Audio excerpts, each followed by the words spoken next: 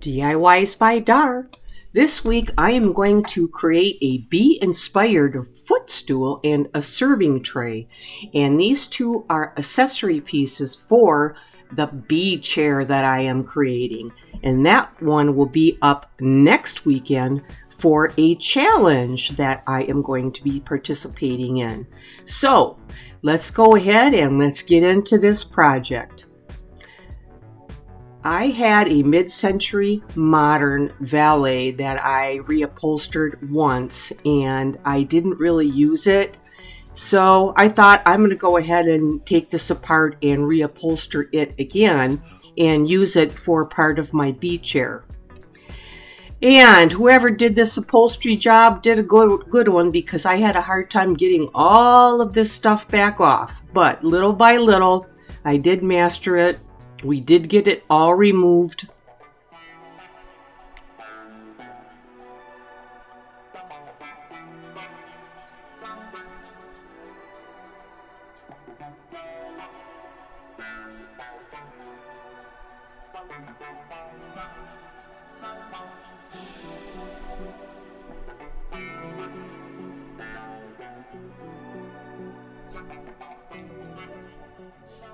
So there it finally is, the box and the lid, and I needed to do some repairs. A lot of holes, and also where screws had been through it before, I wanted to fill those and start over on much firmer ground. So with the lid, I wanted to use a single piece of my material going across the whole thing, front and back. And this material is a heavy canvas kind of duck cloth, so it is a indoor and outdoor material. I have some Loctite adhesive spray, and I am going to spray that on the front and the back to help this hold on. I am going to warn you, if you spray a lot and you have a little pile sitting on your whatever you're sticking together, that can soak up through your material, and then you're going to have a spot. And then that spot is not going to come out. So you have to be really careful with that. Like when I'm spraying this one, I check it before I pull the material over to make sure I don't have any big puddles anywhere. And I had one, so I went ahead and I just got something and daubed it up and wait about a minute or so, and then you can pull your cloth over the top and it will stick on there rather well, actually. So this is in place, and I am going to take my staple gun and start to tuck and staple.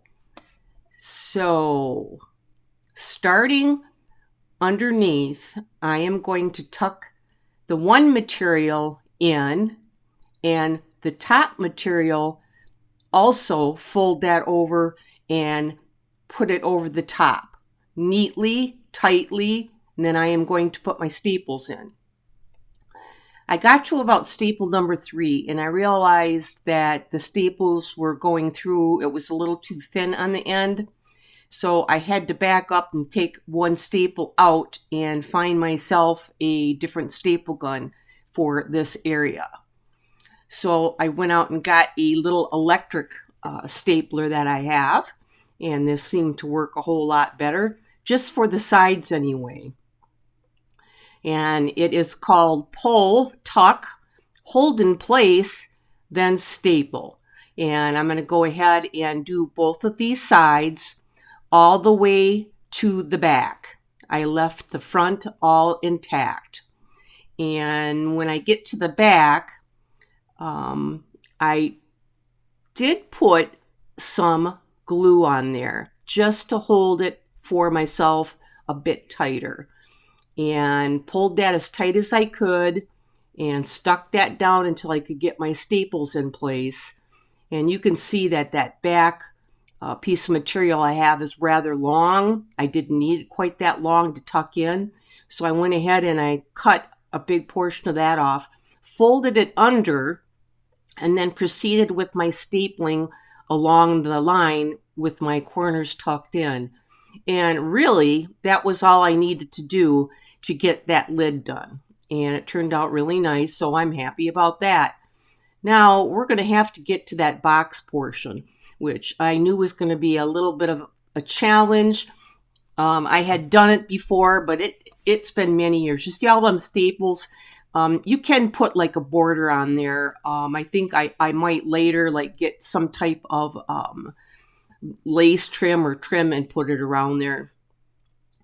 Now, when I'm looking at the top here, what I'm doing is I have the lid on there and I want to match this material up on the front the best I can. So when you're looking at it, the pattern is consistent. You can see it come right around. And once I figured out what that was, I glued that in place because I did not want it to move. I also had to cut some little V marks up to the corner because I'm going to fold these in. But be careful when you're making that cut. You don't want to cut it so close to the edge that you're going to see that or it's going to rip. But it's just so you can pull that end down.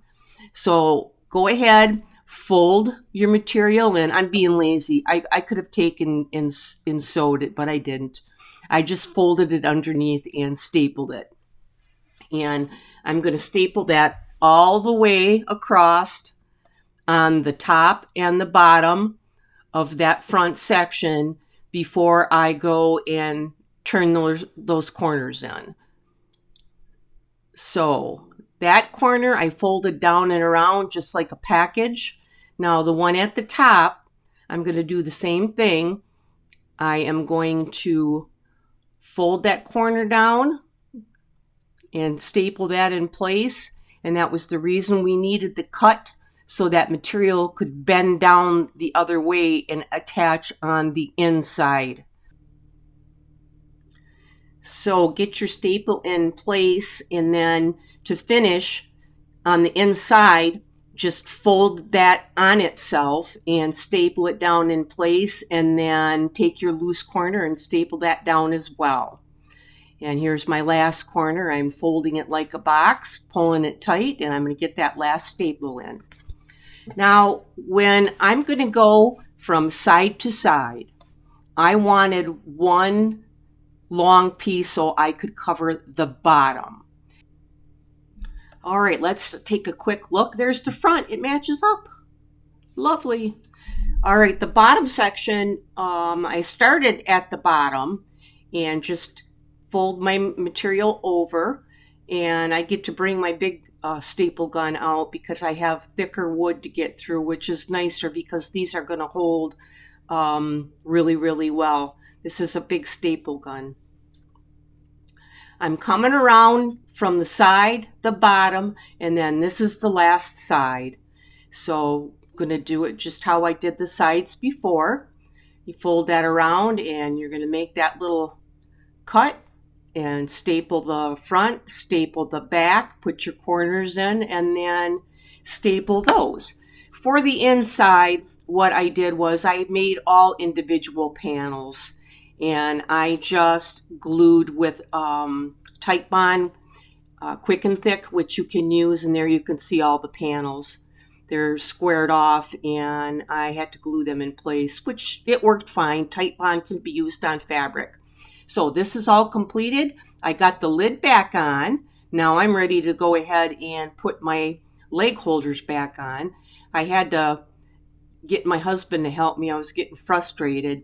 I will tell you, if you don't have an awl and you don't poke through that fabric and you start to put a drill through there, it's going to catch it and then it's going to turn. One way to get around that is just drill it a little bit and then back up and then drill forward and then drill back, and it'll loosen up. We went ahead and got all the screws in, and I put the legs back in. And all in all, let's try it out. Oh, I'll just sit here for a while. Nope, maybe not. All right, I have a tray that I wanted to do to go with this set, and it has been cleaned and sanded. It has a couple areas that need a little bit of fill in it, so I am going to fill that and get it ready. And I did use a Boss primer on this in gray. Just one coat was all I put on that. And I wasn't for sure what this wood was. It looked kind of like it was going to bleed. So when that coat was dry,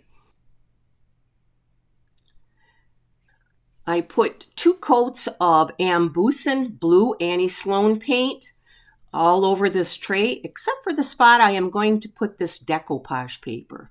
This paper was the inspiration for the whole chair and everything, and this is made by Marley paper, and I will leave, and it's called Bumbling Along, just really cool. I will leave links in the description to find her paper. They are fabulous, fabulous. And you want to tear the ends because if you're going to be putting paint up against the edge, it needs something a little bit more torn where the fibers can soak up better. I have some Modge Podge, and I am going to go ahead and get this glued up. And when doing this tray, you can see I'm going kind of careful up against that edge. And you'll find out in a little bit why.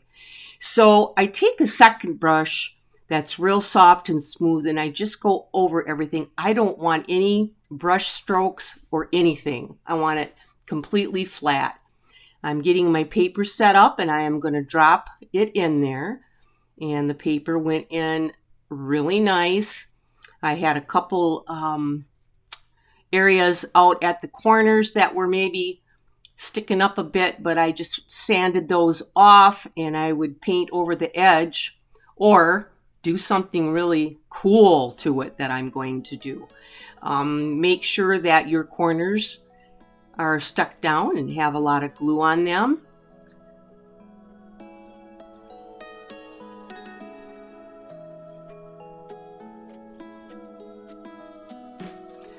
Now it needs to dry. And after it has dried, you can cut the excess off up at the top and bottom corners. And I just use an X-Acto knife, and I have a small metal ruler, which works the best. And trim that area off, and it should, if you're lucky, completely peel off in one single piece without any problems.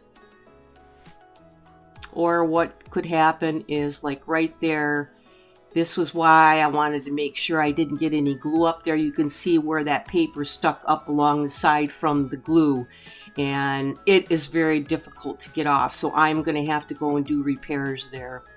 Now I'm doing what is called fussy cutting. I am picking out groups of flowers or different things from this decoupage paper that I am going to collage on both sides. And fussy cutting is just like it sounds. You fussy cut it, and this is what I came up with, and I really like it. But now I have to take and decoupage each and every flower down there. And you have to think about, do I have this piece under that piece? Is that piece under that piece? Because you can't glue it down if you're still going to be sticking the edge of another flower underneath it. So you have to be aware of which way you're laying those down, and follow the same rules for decoupage. Smooth, enough glue. If you have it sticking over the top of your paper somewhere, make sure you have enough glue on your other paper so when you put it back down that it sticks nice for you. And then always go over it with a nice brush full of glue and stick it down. There, I had a little piece slipped under there, so I wanted to make sure it was glued down good. And I continued with this until I had all of my flowers and bees on the tray. Ta-da! There it is. I really like it. It's pretty cool. Now I have Annie Sloan's clear matte lacquer. I've never used it before. I have inside this tray some paper just so I don't get the lacquer on top of my design. Plus it's protecting my paper. Here's my paper protection. It is Modge Podge, but it is dishwasher safe, which gives it some water resistance, but does not make it waterproof. I am going to put 2 coats of this all over this tray. So when somebody uses it, they can take a damp cloth and easily wipe it off without a problem. So when this dries, it'll be all set to go. And here we are. Let's go through the glamour shots. There's my little stool.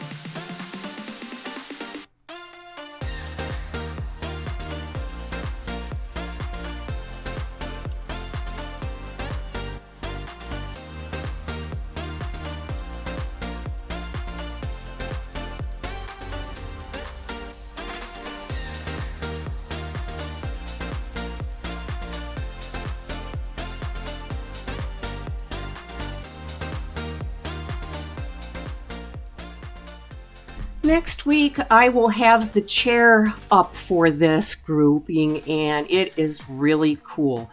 Next weekend, there is a tuber challenge going on. I believe it's Margie from the Asking Spot, and it is outdoor or patio type furniture, and I think this qualifies.